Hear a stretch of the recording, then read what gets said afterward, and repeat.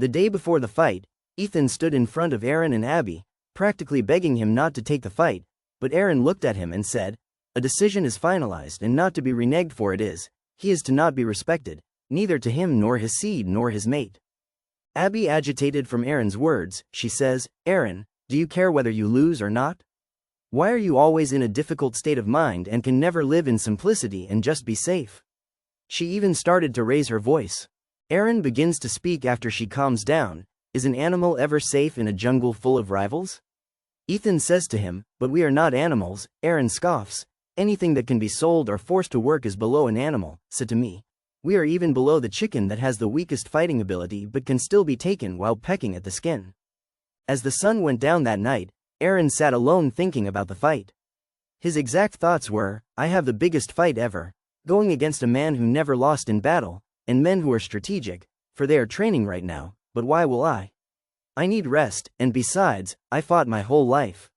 I was prepared for this moment, for I was an outcast in my own tribe, so to me, war is nothing."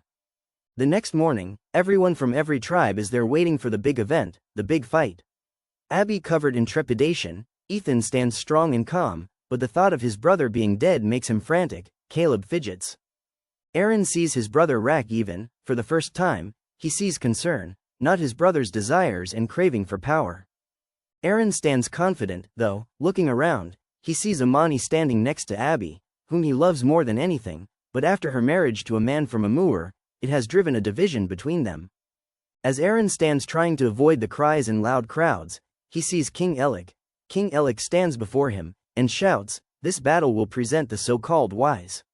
The crowd started to laugh because they thought it was foolishness. Eren has no fear as these big men stand before him. He knows he is Eren the Wise. He knows his whole life has been a fight, and no one can take him down. This he has in his mind, confidence, bravery, but he realizes he is fighting these men, but also the whole Golden. At that moment, Eren draws his sword without fear, then gets in position to fight, closes his eyes, and opens them, ready to face whoever comes his way.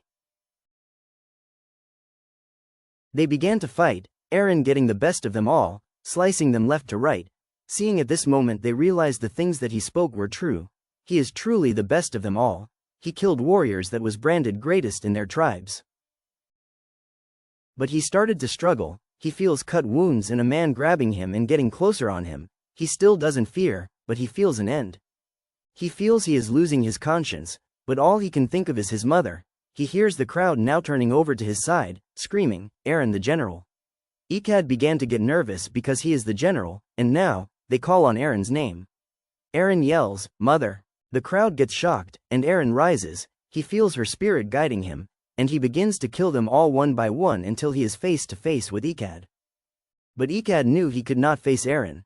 He saw death in Eren's eyes, and no one can compete with a man who's ready to die. He saw the hunger in his eyes, and he knew he held the lamb in his hut, so he bowed to Eren in mercy. Eren, without mercy, kills him without any remorse or mercy, and he looks around in victory. Eren sees King Elik, but without being able to stand from his tiredness, he falls to the crowd, feeling alone and nearly dead. King Elik announces him a winner, granting him the stick to be general over the lost. Abby smiles, wiping tears. Amani is happy, Ethan wipes his sadness, Caleb smiles, and his brother Rak walks away in relief.